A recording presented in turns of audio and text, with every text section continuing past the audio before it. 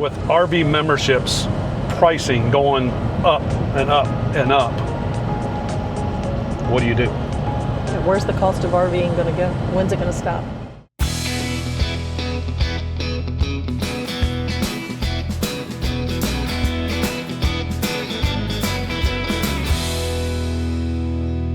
Hey y'all, we're Jimmy and Lacey with FindUsCamping. In today's video, we're going to kind of piggyback off of our last video when we were talking about RV memberships going through the roof. The prices going up and up and up.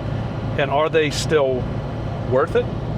And Lacey has some ideas. You know, she's our trip planner and our trip organizer and our whatever you want to call it.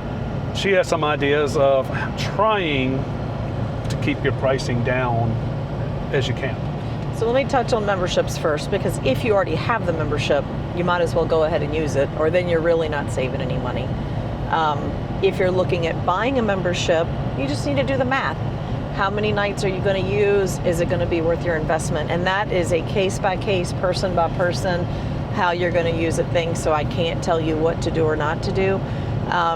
We've kind of figured out, like with our 1,000 trails, how many nights we need to stay a year to get our price point where we need it. We already have the membership though. So if that's something you're looking new at, you need to see if you can use it the way you need to save the money. Don't just go out and buy something because you think it's a good deal. If you're just weekend warriors and you're only going to, say, we'll just use 1,000 trails. If you're only going to use it 4 times a year at 3-day weekends at 12 days, you do that math into $2,000, it's just not worth it. Well, and let's be real, most 1,000 trails, I think, I want to say all, but I'll stick with most, have retail spots. So like if you have a friend that already has a membership and you want to go with them, you can just pay for a site there like you would at a KOA or whatever. So there's that. There's also a zone pass, which is really great for a lot of weekend warriors. I feel like a zone pass is kind of the way to go. It's way less expensive per year.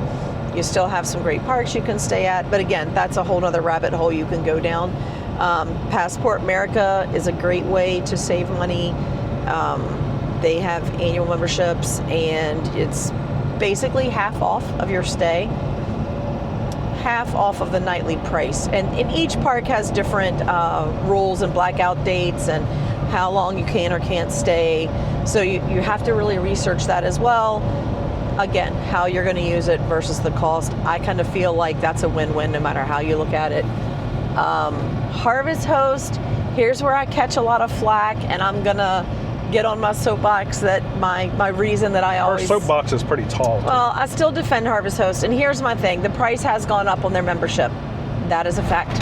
But they're giving you a lot more things with it. They are giving you a lot more hosts, a lot more stops. They've added golf courses. They've added some campgrounds. There's a whole new platform that they're doing. But I will say this, the membership still is a good deal, in my opinion. And the kickback that people always say is, well, I buy the membership and then I have to pay $30 a night to stay somewhere. And it is a recommendation that you make a contribution to your host while you're there. But my get around on that is this. If it's a restaurant, okay, so that's the night we're going to eat out. We're going to have dinner. We're going to spend the money anyway to eat out, let's say once a week, whatever your time frame is. Most people, I think, can say that they would go out to dinner once a week. And so that's the money you were going to spend anyway. If it's a winery or a brewery, and maybe you don't drink, that's okay. Or alpaca farms or anything. Well, but I say like for the breweries, the distilleries, the wineries, maybe you're not a drinker, and that's okay because most of us still have a friend or family member who is. And maybe that friend or family member, you know, is somebody you're going to buy a gift for, a birthday gift, a birthday gift, anniversary gift. Here's your aha Christmas, moment. Mother's Day, Father's Day, you know, whatever it is, you're going to buy them a gift anyway. So buy them a bottle of wine or liquor from the distillery, moonshine, or, you know, whatever it is. Buy them a gift that they're not going to get from anybody else because it's from a different state or it's this really cool place, whatever. That's money you would have spent anyway on a gift for them. You're just spending it somewhere different. And if it's an alpaca farm or something like that, like the alpaca farm, I bought scarves and mittens and gloves for people back home for Christmas gifts. So again, if you look at it that way, you can usually come up with somebody that you would buy a gift for and spend that money, you would have spent it anyway. And So I like going. not really I like costing going to the anything. meat places for harvest hosting because you get meat, and I'm gonna buy meat. And here we don't give it's- that to anybody. He eats that. Yeah. Here it's fresh. It's usually fresh and it's corn fed and whatever it is. It's usually a little bit better. Well, yeah, so you got your meat farms. Again, you're going to eat Cheese. anyway. You're going to buy meat. Or maybe not.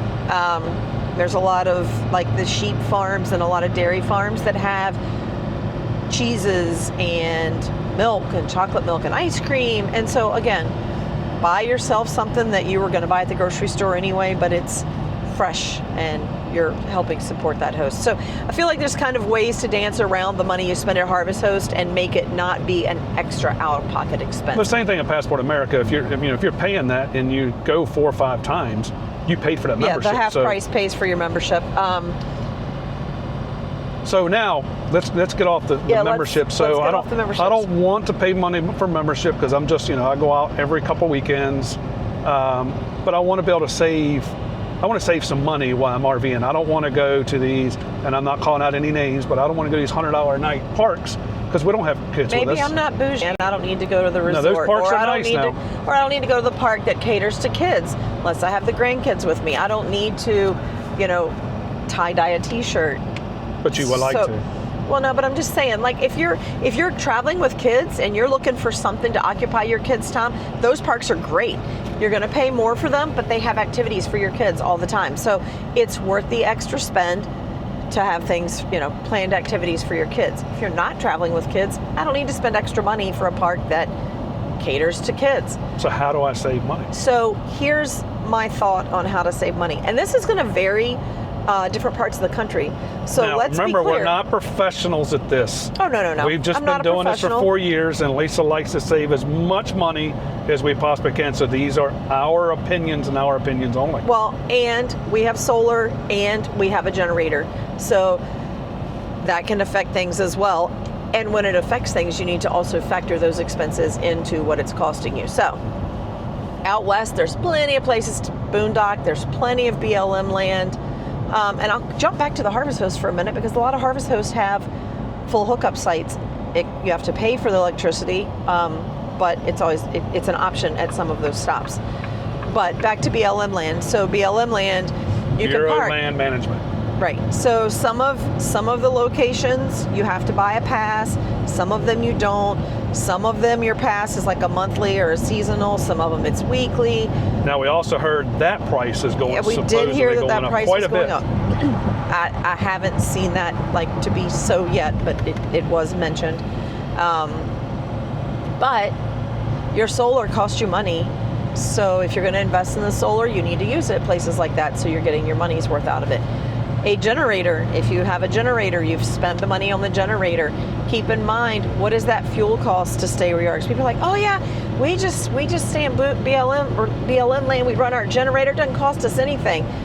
Yeah. It costs you $5,000 for the generator, and then at $3 a gallon or $4 a gallon or whatever the cost for gas is right now, or some of them are propane, whatever that cost is, how long does your generator run on that fuel? Like our generator, it seems like we get, if we're running an AC or something that's going to really draw, it's what, an hour, a gallon? get about or a gallon something? an hour if we're running it pretty hard. So when you do that math, that can add up too. So keep that in mind. But if you're really good at living off grid, you're not running the generator a lot, that can be very cost effective.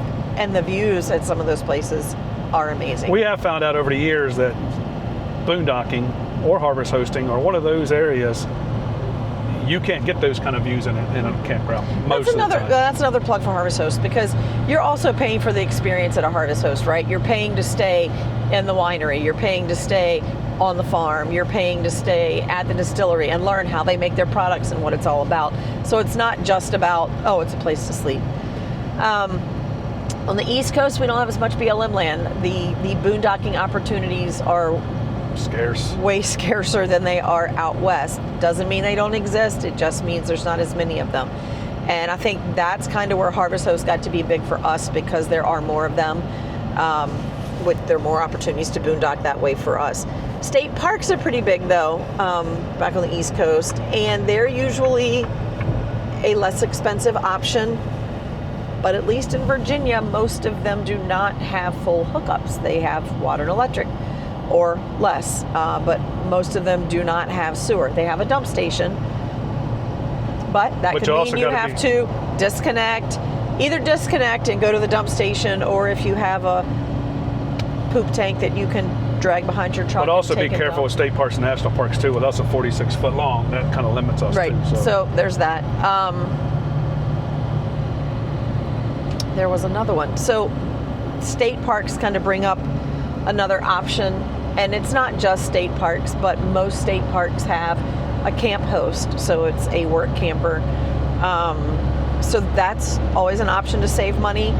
We have seen a lot of camp hosts. We've talked to a lot of them over the years. You know, sometimes, especially if it's two of us there, Lisa will have to work Monday, Wednesday, Friday. I work Tuesday, Thursday, Saturday. Or we both work Monday, Wednesday, Friday and have some days off. They want you to put a certain amount of hours in to get your site for free. So there is some trade-off there. You have to work, but at least you still have to pay for your site. And I don't know how the national parks work it, but I know they have a work camp program. A lot of private parks, like down in Florida, we have friends that work camp at one of the parks down there. And I'll just say they all do it differently to kind of cover myself. But like, I've talked to people that their site is free and they work for free. Like, that's the trade. I know people that their site is free, but they get paid minimum wage for the hours they put in.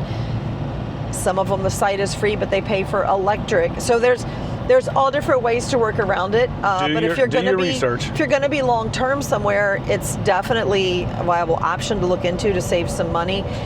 So while you're on that, also, if you're going to be long term somewhere, yes, check out monthly rates. Monthly rates sometimes are actually really, really good.